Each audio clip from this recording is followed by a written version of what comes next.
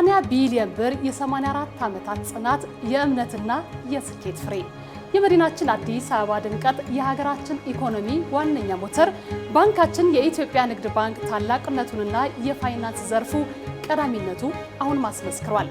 ከ80 ቢሊዮን ብር በላይ ትርፍ በተጠናቀቀው በጀት ዓመት 25-26 አሳክቷል። እንኳን ደስ ያላችሁ፣ እንኳን ደስ ያለን። ይህ ባንካችን ደንበኞቻችንን በማስቀደምና ፍላጎታቸውን በመረዳት ተገቢውን አገልግሎት በማቅረብ ያደረገው ትጋት ማሳያ ነው። ይህን እንደ መነሻ ይዘን ለቀጣይ በጀት ዓመትም 120 ቢሊዮን ብር ለማትረፍ በትጋት መስራት እንደሚጠበቅብን ክቡር ፕሬዝዳንታችን አቅጣጫ አስቀምጠዋል።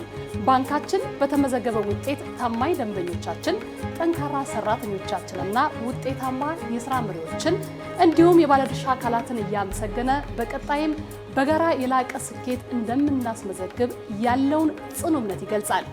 ባንካችን የዛሬው 80 ቢሊዮን ብር ትርፍ የጠንካራ አመራር፣ የትጋት ፍሬና የራዕይ ድል ሆኖ በታሪክ ይታወሳል።